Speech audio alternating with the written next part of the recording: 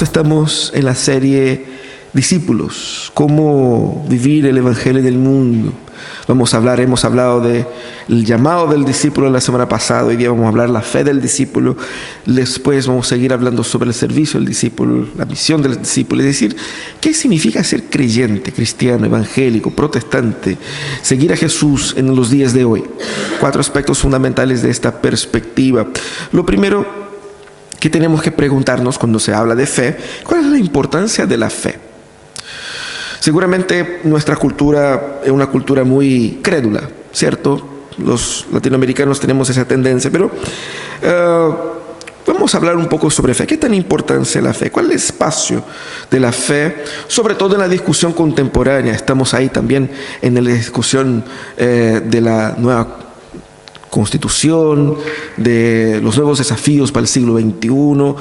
Y fíjate que cuando se habla de fe en la cultura contemporánea, vemos que nuestra cultura chilena es cada vez más secular, tiende a ser cada vez más secular, es decir, escéptica de la fe religiosa tradicional. No es una cultura sin fe, tiene mucha fe, pero no es la tradicional cristiana, histórica, sino que transfiere esta fe, ese credo, a otras áreas, a otros nichos, a otras cosas. ¿Por qué? Porque el ser humano es un ser religioso, el ser humano siempre cree en algo. Y si el ser humano no tiene una religión, la inventa. ¿Por qué?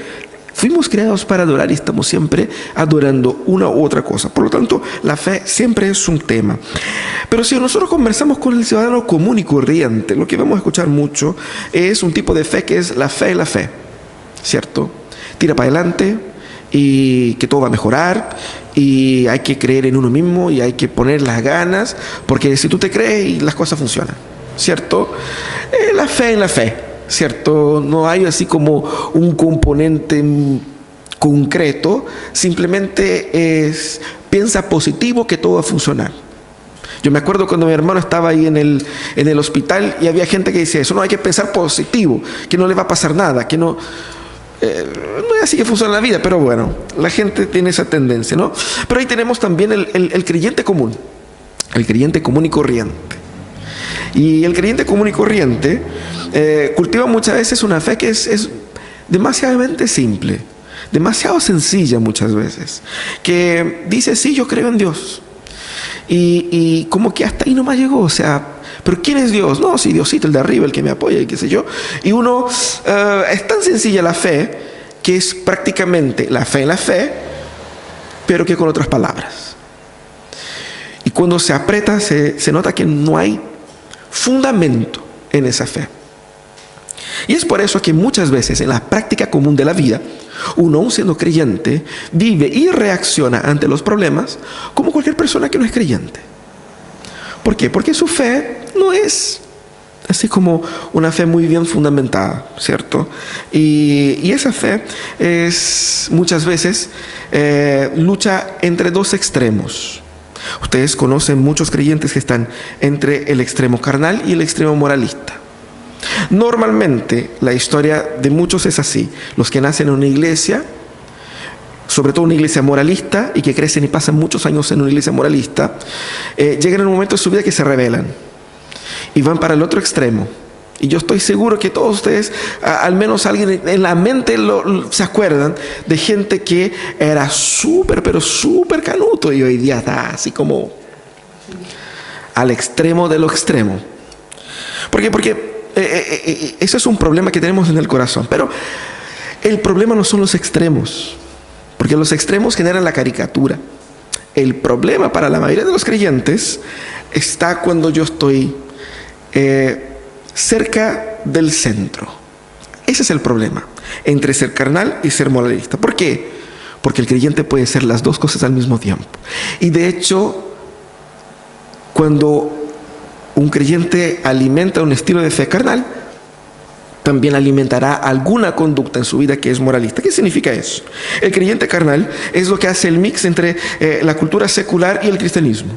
Trata de hacer así como algunas conexiones, trata de transar algunos principios, algunas formas de vivir. Y que no vive 100% el Evangelio, no vive con integridad el Evangelio. Transó conceptos como que para para que no tenga que obedecer todo. Eso digamos así, dejémoslo así, ¿cierto? Pero el otro extremo es del legalismo moralista, es el que por su excentricidad logrará la aceptación de Dios. Si yo soy extremo en obedecer a Dios en algo, lo obedeceré al Señor en todo. Y fíjate que normalmente lo que pasa es que alguien que es muy moralista en alguna cosa es muy carnal en otras. Es así. Ojo con alguien que es muy moralista, siempre tiene una vida oculta, una vida doble, que está ocultando algo. ¿Por qué? Porque el legalismo, ese moralismo, él no es natural y mucho menos bíblico. Pero Cristo vino a liberarnos de esas dos experiencias. Y eso nos invita a la fe, a una fe verdadera, una fe que no cae en esos extremos y tampoco una fe que nos ayuda a respirar el discipulado de Jesús con integridad. El texto de Mateo 14, 22 a 32 trae el evento de Jesús caminando sobre el mar. Muchos de ustedes conocen, así dice el texto. Enseguida Jesús hizo que los discípulos subieran a la barca y se le adelantaron al otro lado mientras él despedía a la multitud. Después de despedir a la gente, subió a la montaña para orar a solas. Al anochecer estaba allí él solo, y la barca ya estaba bastante lejos de la tierra, zarandeada por las olas porque el viento le era contrario. En la madrugada Jesús se acercó a ellos caminando sobre el lago. Cuando los discípulos lo vieron caminando sobre el agua, quedaron aterrados. «Es un fantasma», gritaron de miedo. Pero Jesús les dijo enseguida: «Cálmense, soy yo, no tengan miedo». «Señor, si eres tú», respondió Pedro, «mándame que vaya a ti sobre el agua». «Ven», dijo Jesús.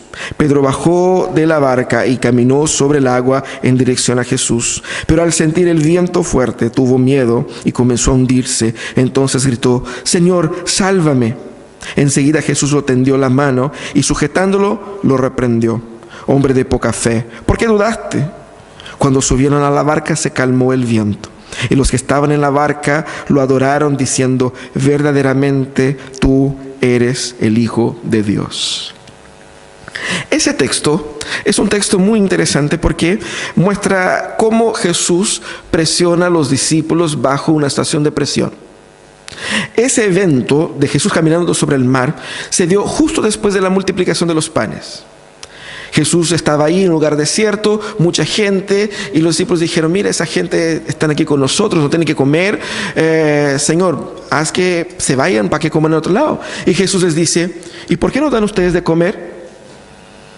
Jesús poniendo problema en los platos de los discípulos. Así que ellos no sabían qué hacer. Jesús va y multiplica los panes. La gente quedó contenta, la gente quedó ahí como ese hombre que nos da pan merece ser nuestro rey. Porque es como campaña de político, ¿cierto? Que uno va a la periferia y que le regala cosas a la gente y la gente se pone contenta y lo quiere. Jesús regaló pan a la gente quedó contenta, lo querían elevarlo como rey. Y Jesús entonces, sabiendo que se aumentaban esas presiones, despide a los discípulos, despide a la gente y sale a orar. Pero en eso los discípulos entraron a la barca y fueron navegando 20 kilómetros. Ellos nacieron ahí, ellos trabajaban ahí. Vimos la semana pasada que Jesús los llamó desde los barcos. Ellos conocían el sector. Ellos están cruzando ahí, 10 hombres adultos, 11, 12 hombres adultos, cruzando el lago que ellos conocían de toda la vida. Sabían las mañas, luchando. Y el texto dice que ellos pasaron ahí al menos 5 horas, yo creo que más, para cruzar un trozo de 20 kilómetros, porque el viento le era contrario. Porque el texto dice que Jesús subió a orar y cuando descendió, imagínense que la gente se fue, estaba poniéndose a oscurecer. Pongámosle que fuera como a las 6, 7 de la tarde, Jesús oró hasta las 4 de la mañana, más o menos era la hora en que Jesús bajó. Y todavía ellos no habían cruzado el lago. ¿Por qué Jesús pone a los discípulos en esa situación? Bajo presión. Primeramente para revelar obviamente quién es Él, pero también para revelar lo limitado de la fe de estos hombres. Cuán limitada, cuán cuán acotada es la fe de estos hombres.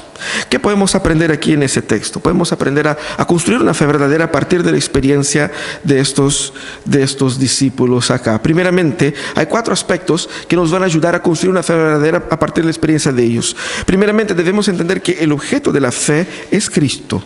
El objeto de nuestra fe debe ser Cristo. ¿Por qué digo eso? Porque cuando vamos al texto, vemos que Jesús en todos esos eventos está guiando los discípulos a un proceso de revelación de quién es Él. Es tan interesante porque cuando usted lee el texto y usted se concentra en quién está haciendo las cosas, en la narrativa de Mateo, quién ejecuta la acción, quién es el sujeto de las acciones, ¿cierto? ¿Quién es el sujeto de las acciones en todo eso? Jesucristo. ¿Qué significa eso? Significa que el narrador aquí, Mateo, al escribir el texto está mostrando que Jesús es el centro del relato. Y Jesús ejecuta todas esas cosas para que los discípulos entiendan que se trata de Él.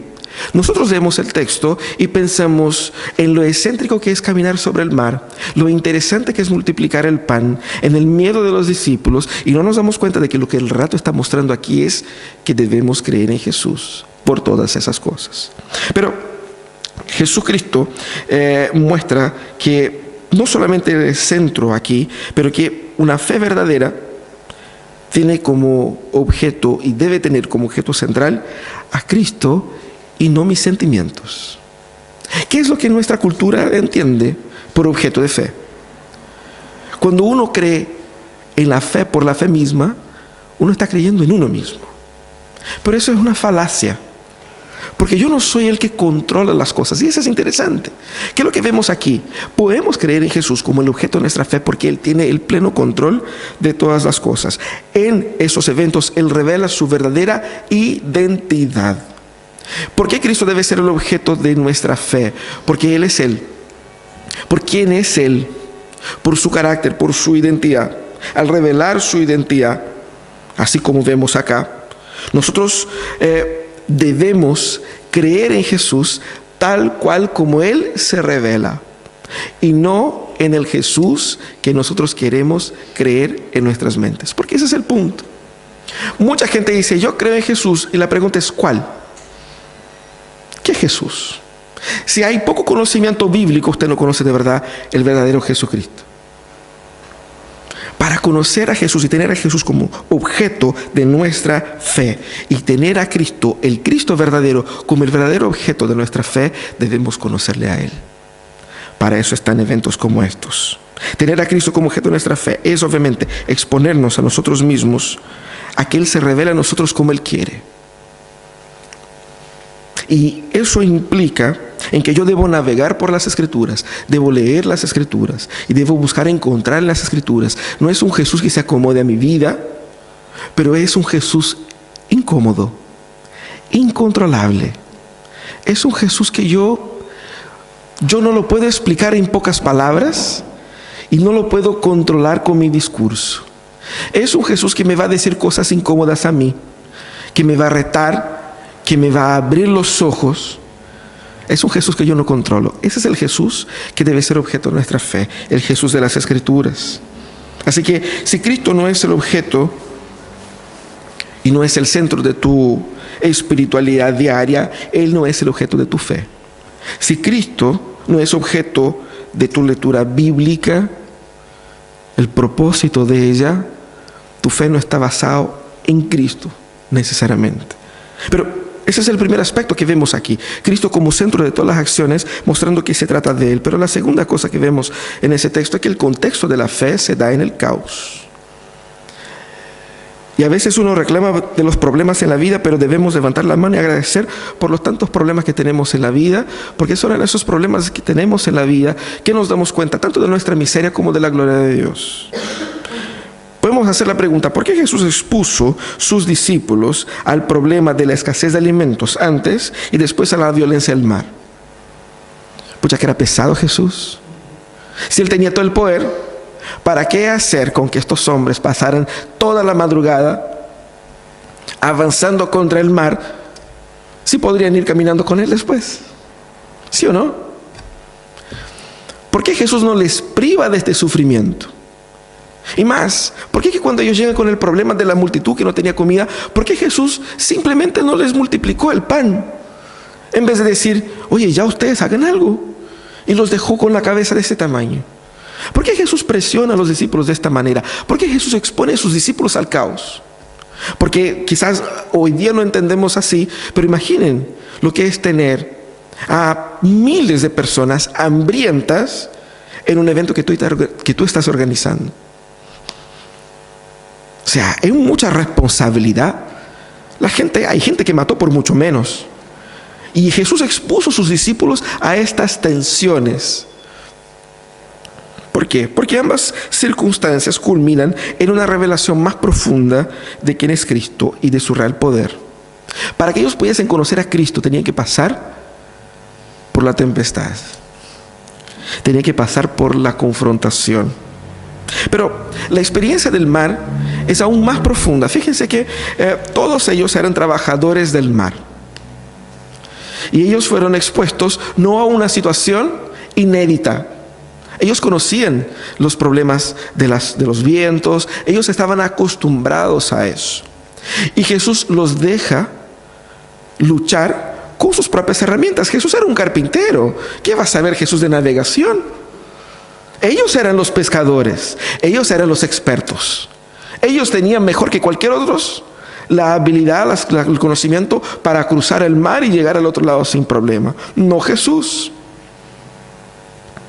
Pero además de esa circunstancia del mar incontrolable, y es odiosamente incontrolable porque es conocido por uno, el mar en el imaginario, y aquí estamos hablando del mar, pero ese es un lago, ¿ok? Es un lago muy extenso y todo eso, pero le llamaban mar, llamemos mar también.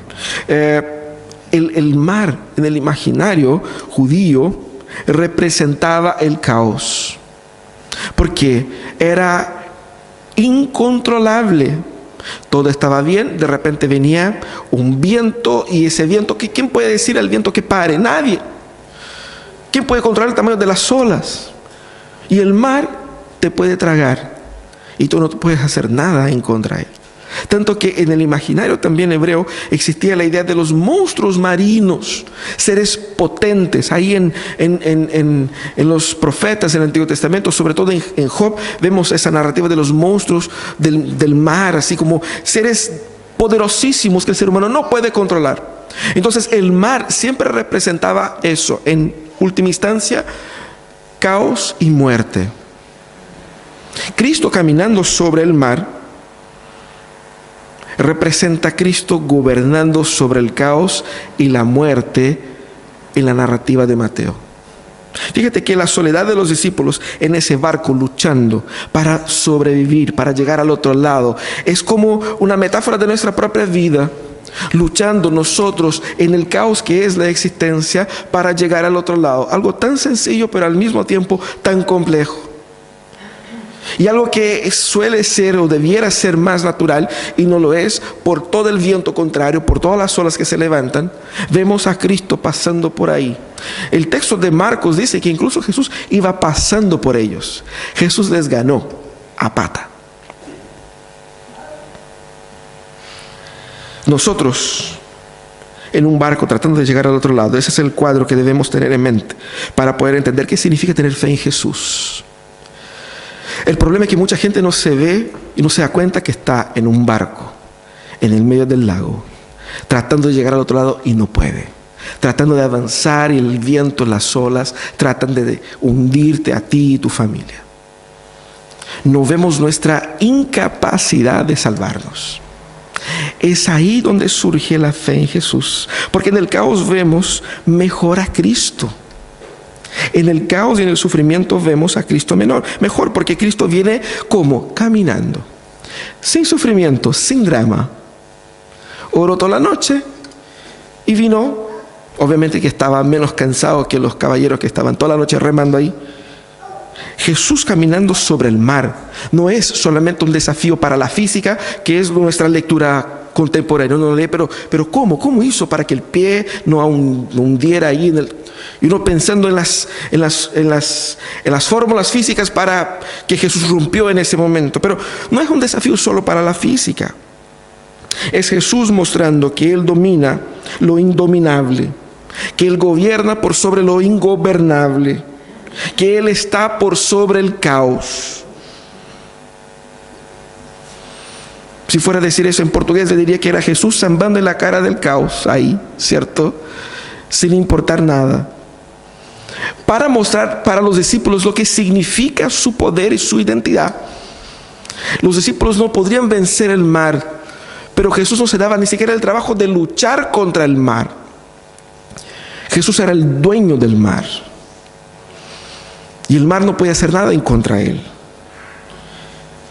Cuando nosotros pensemos en la fe en Cristo, tenemos que pensar en la fe en ese Cristo que es tan grande, que es tan inmenso, que sobrepasa tanto nuestros límites y el control de las circunstancias, que no hay otra postura sino el asombro ante Él. Cristo camina sobre el mar no solamente porque puede, sino que para entregarnos la absoluta certeza de que yo puedo confiar en Él 300%. 100 por el Padre, 100 por el Hijo y 100 por el Espíritu Santo. Él tiene todo bajo control. Pero muchas veces, ¿qué hacemos? Achicamos a Jesús, a un Jesús personal, al Diosito. Y que a veces estamos en angustia y no sabemos, pucha, ¿cómo va a ser? No sé, y estoy apretado, desesperado. A ver, tengo un Jesús que camina por sobre el caos, que domina por sobre todo eso. La fe en Él debiera cambiar mi perspectiva de la realidad. Por eso que el contexto de la fe es el caos, para que podamos ver a Cristo desde la mejor y de la más correcta perspectiva. Pero luego tenemos una experiencia propia de la fe. Fíjate qué interesante. Jesús va caminando por sobre el mar y ellos piensan que era un fantasma. Y tenemos que ser honestos, nosotros pensaríamos también, o sea, ¿en qué planeta imaginaríamos que alguien va a salir caminando por sobre el agua? Ya ellos habían visto a Jesús sanando, habían visto a Jesús recién multiplicando el pan, pero caminar sobre el agua, eso era nuevo. Eso nunca había visto, ¿cierto? Transformar agua en vino, ok, ¿cierto? Pero caminar sobre el agua durante un periodo de tremenda oposición de las olas, del viento, ahí ya era demasiado, nadie se lo esperaba. Y si usted ve a una persona en la madrugada, 4 de la mañana, cansado, recontra cansado, ahí desesperado por su vida, y ve una figura humana caminando por sobre el agua, ¿qué es lo que va a pensar? Que es un fantasma. Incluso en la casa, cuando uno escucha un ruido, que está solo, cuando sale la familia uno se queda solo en la casa, escucha un ruido, o es un fantasma o es un ladrón. Y uno espera que sea un ladrón, porque es peor que fuera un fantasma, que te da más miedo. Así que es como nosotros proyectamos la realidad. No podían imaginar que era Jesús. Y lo mismo pasa con la fe. A veces estamos pasando por una circunstancia y queremos entender la circunstancia desde la limitación de nuestros conocimientos, de nuestra perspectiva. Y no tenemos en consideración una serie de infinitas posibilidades que Dios maneja. Por eso sufrimos, por eso ellos estaban desesperados por el fantasma. Y por eso sufrimos nosotros con la angustia de los problemas, porque no estamos viendo desde la perspectiva de Dios. Estamos viendo desde nuestra perspectiva. Y por eso muchos están asustados con fantasmas ahí, cuando no los hay. Y ahí viene Jesús y dice, soy yo. Jesús se revela para tranquilizar a los discípulos, pero en ese momento Pedro, y no podía ser otro, ¿cierto? Tiene que ser Pedro, dice, Señor, déjame caminar contigo, porque eso, si eres tú mismo, eso parece genial. ¿Cómo es eso? Déjame, yo quiero experimentar de eso. Y fíjate que uno dice, oye, que ese Pedro es Barça, ese compadre. ¿Qué tenía que andar a caminar con Jesús? Nada que ver, pues recibe a Jesús en el barco, ¿cierto? Y se acabó. ¿Por qué tenía que hacer esto? Pero hay algo positivo ahí. Pedro no solo quería entender lo que estaba pasando, pero él quería participar del poder de Jesús. Porque creer no es meramente una acción de asumir cognitivamente una realidad. Creer es vivir algo. Y Pedro quería vivir esa experiencia que Cristo estaba viviendo ahí. Él no solamente pide caminar, porque él entiende que Cristo tiene el poder de caminar y le podía otorgar el poder a él para que él caminara en el poder de Jesús. Él pide, pero él camina sobre el mar. Y va caminando por sobre el mar. No sabemos a qué distancia estaba Jesús del barco, pero una distancia que se le podía ver, era reconocible, pero tampoco estaba al lado. Él camina hacia Jesús, pero cuando estaba acercándose de Jesús, él siente el viento. No es que no había sentido antes, el viento siempre estuvo. Pero tú sabes cuando llega un momento donde en ese momento te das cuenta de algo que no te había dado cuenta antes. En ese momento es donde su fe terminó. Porque él empezó a ver el viento y las olas, y él en ese momento creyó en el poder del viento y de las olas, imaginando que ese poder sería superior al poder de Jesús que lo había sustentado hasta aquel momento. En aquel momento él dudó de Jesús. En aquel momento él creyó más a las olas, más a la tempestad que a Jesús.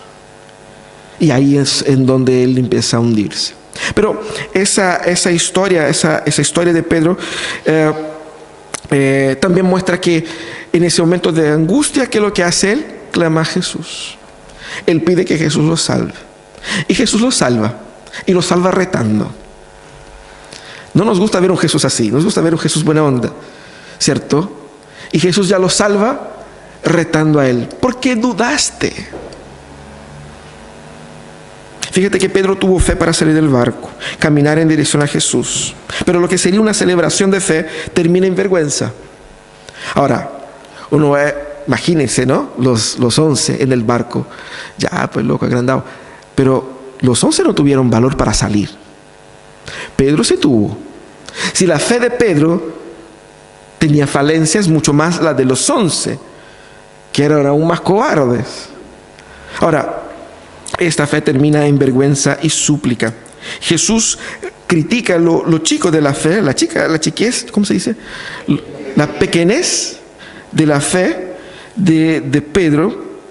Y es interesante porque Jesús le pregunta, ¿por qué dudaste? ¿Por qué pensaste que el mar sería más poderoso que yo? Porque eso es contraintuitivo, incluso por lo que ves.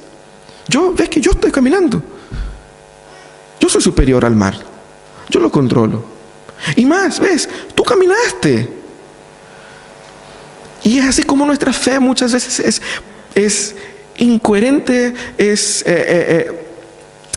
frágil, es fragmentada, es limitada. Uno piensa que es una cosa estándar, así como que creo, tengo fe. Es más complejo que eso. Porque es un proceso de construcción, de desarrollo, de crecimiento. Y Cristo siempre habla en las Escrituras la idea de una fe que es algo que crece, que se desarrolla. Que hay espacio para mejoramiento. Y Cristo cuestiona la fe de Pedro por lo chica de la fe, porque Pedro, más que nosotros, tuvo la experiencia o experiencias profundas con Jesús. Él caminó sobre el mar. Él vio la multiplicación de los panes en primera persona. Ahí él participó de eso. Él bebió del vino que Jesús transformó de agua para vino. Él vio a los enfermos siendo sanados. Él estaba ahí. Él conocía a Jesús en primera persona. Pero aún así su fe insistía en dudar.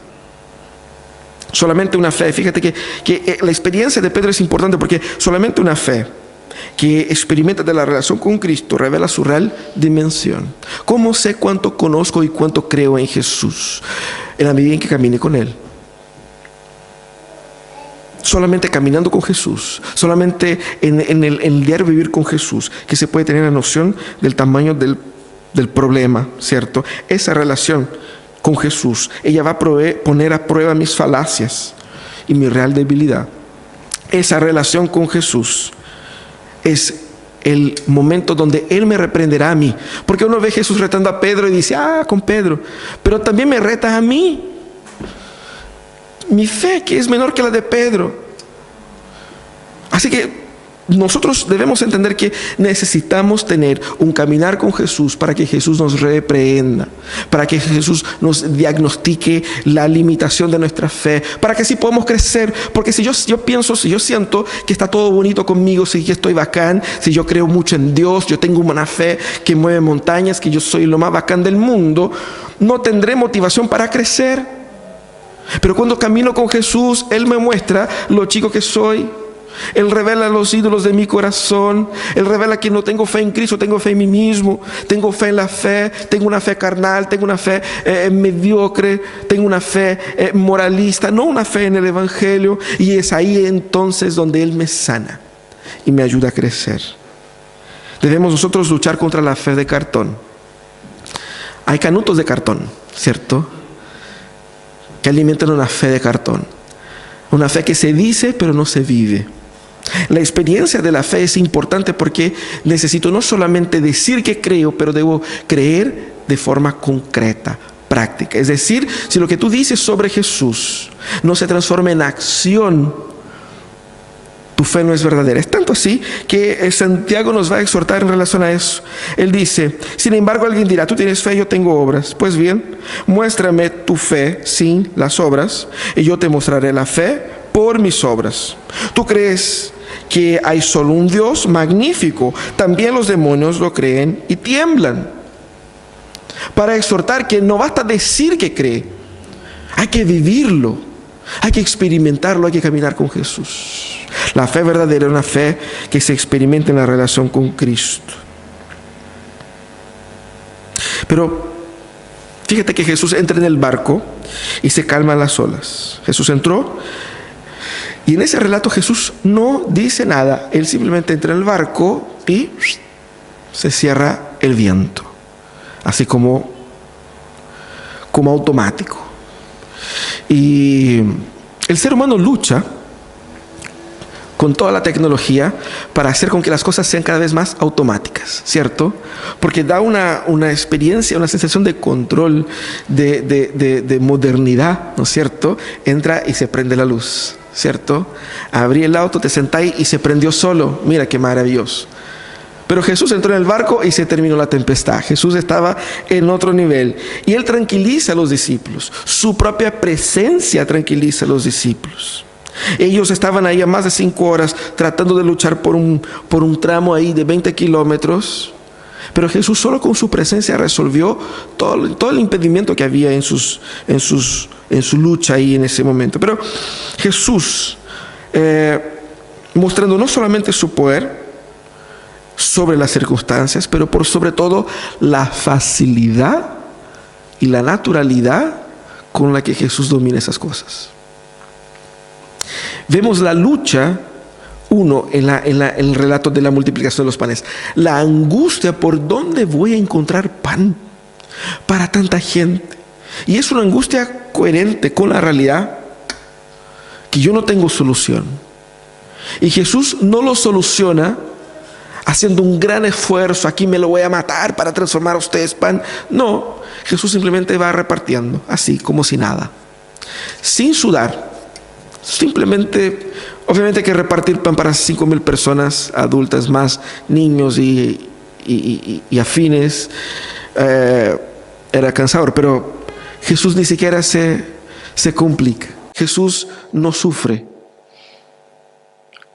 Nosotros sufrimos. Imaginamos que Dios está también complicado y muchas veces disminuimos a Dios por el tamaño de nuestra angustia, por nuestra pobreza en nuestras situaciones. Y pensamos muchas veces, y muchos me han dicho también, que no piden ciertas cosas a Dios porque no quieren abusar de su buena voluntad. ¿Qué tan pequeño será un Dios como este? A Dios no le va a transpirar hacer esto o aquello. No le cuesta. Y eso es lo que Jesús muestra acá. Él entra, no tiene que decir nada. Él entra en el barco y se acabó la tempestad. Pero, ¿qué hacen los discípulos ahí? Los discípulos quedan asombrados con Jesús. No aterrorizados con miedo de Jesús, porque ellos quedan asombrados, admirados. ¿Y qué dicen? Verdaderamente tú eres hijo de Dios. ¿Qué significa eso? ¿Qué significa esta reacción? Primeramente, es evidentemente un aumento en la comprensión de quién es Jesús. No significa que ellos entendieron totalmente la identidad de Jesús como el Mesías, que debiera morir, resucitar. No, eso solo pasaría después de la resurrección. Todavía no entendían 100%, pero ellos en ese momento sí caminaron a comprender un poquito más o estar más cerca de esa definición final de quién es Jesús. Pero, por otro lado, la reacción de los discípulos significa la verdadera y la correcta postura de fe ante Cristo. O sea, la consecuencia de la fe en Cristo es la adoración de Cristo.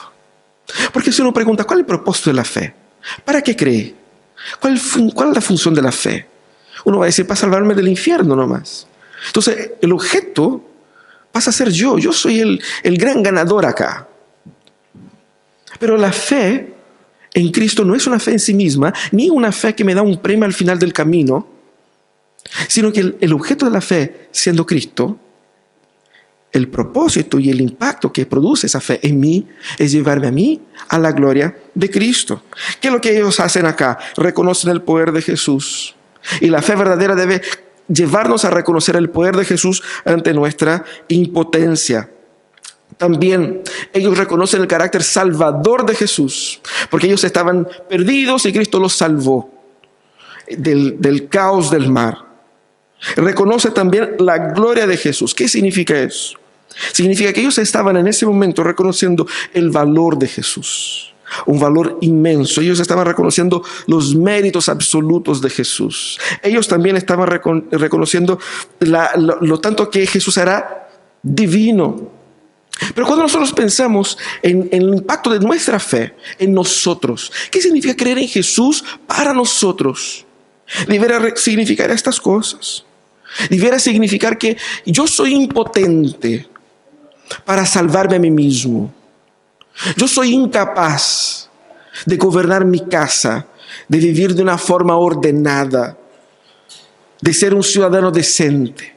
Si Cristo no es en mí, yo habría destruido mi vida de una forma o de otra, habría destruido mi matrimonio y sobre todo no tendría cualquier esperanza para la vida futura. Fe en Jesús comienza ahí, el reconocimiento de nuestra propia impotencia, pero también reconoce también que mientras soy impotente, Cristo es poderosísimo. Y reconozco el inmenso, absoluto, total, incontrolable poder de Jesús. Por eso creo en un poder maravilloso y magnífico, pero también creo en el carácter de ese Jesús. Porque eso es importante. Alguien que tiene un poder inmenso tiene que tener un carácter santo. Porque alguien con un poder inmenso es un peligro si no es santo. Pero Cristo es santo. Y ahí es donde vemos su gloria. Creer en Jesús significa reconocer todo el valor de Cristo. Y reconocer el valor de Cristo es ver que Él tiene todos los méritos en la salvación y en la paz, en el orden del mundo. Y más, por ser Cristo quien es Él merece mi total devoción. Merece mi total entrega. Merece mi total admiración. Merece mi total servicio. Merece mi total alabanza. Esa fe en Jesús va a generar en mí verdadera paz. Paz en medio de las tormentas, porque cuando vengan las tormentas, yo sé quién comanda el viento y el mar. Cuando vengan las crisis, yo sé quién controla el problema y quién puede traer solución. Pero cuando enfrento el pecado, yo me acuerdo de que yo tengo fe en aquel que venció el pecado y la muerte. Y no hay nada que pueda impedir a Él. Ahí es donde encuentro paz. Ahí es donde encuentro esperanza. Por eso la verdadera fe produce una postura de adorador. Una vida devotada a Cristo, que entiende que Él es lo más valioso. Usted dice que cree en Jesús. ¿Sabe cómo lo puedes demostrar? Así, viviendo una vida en total entrega a Jesús. ¿Por qué? Porque Él es lo más valioso. Él es lo más importante. Él es lo primero en mi agenda. Yo tengo planes personales, tengo desafíos, pero Cristo tiene que gobernar eso, porque yo lo amo, Él me controla, Él me domina. Él tiene que ser lo que está en mis pensamientos, en mi vida. Yo vivo para Él, Es decir, creer en Jesús es entender que Él es la motivación última de mi existencia. Por eso cuando uno se pregunta si tal cosa es o no de la voluntad de Dios, normalmente lo que uno quiere decir es, ¿cómo hago para convencer a Dios de mis proyectos? Cuando uno pide oración, muchas veces es para eso, ¿cierto? Ayúdame a convencer a Dios, Señor, estoy orando para convencerte de que la idea maravillosa que yo tengo es. No es así. Fíjate que la fe, que no cambia los paradigmas de su existencia, la razón por la cual trabajas, la forma como vives, cómo te relacionas con la gente, esa fe no es verdadera. La fe que no te cambia y que no pone a Cristo como el centro de su existencia no es una fe bíblica. La fe verdadera es importante no solamente porque te salva del infierno, pero por sobre todo porque la fe verdadera o la fe revela tu verdadero Dios. Somos seres crédulos, somos seres adoradores. Estamos siempre adorando a algo. La pregunta es si ese algo es Cristo. Si ese algo es Cristo, nuestra vida vivirá para la adoración de Cristo. Nuestra agenda, nuestros propósitos, nuestra existencia. ¿Cuál es el estado de tu fe? ¿Cuál es el estado de tu fe hoy? ¿En quién crees? ¿En qué crees? Primeramente, encuentra a Cristo en la palabra. Tienes que leer la Biblia, tienes que leerla siempre, constantemente, para que tu fe sea alimentada por el caminar con Cristo ahí. También camina con Cristo en medio del caos. Cristo no vino a prometerte una vida sin problemas. Muchas veces Cristo nos conduce a problemas para que en los problemas podamos aprender quién es Él y nuestra fe pueda crecer. Camine con Cristo en medio de los problemas. Pero también reconoce lo limitada de tu fe. No te creas súper creyente, no pienses que está todo bien. No pienses que está todo bien. Reconoce nuestra fragilidad. Y así, frágil como estamos, entreguémonos a Él en adoración, en servicio. Entreguemos nuestra vida a Él. Eso es creer en Jesús.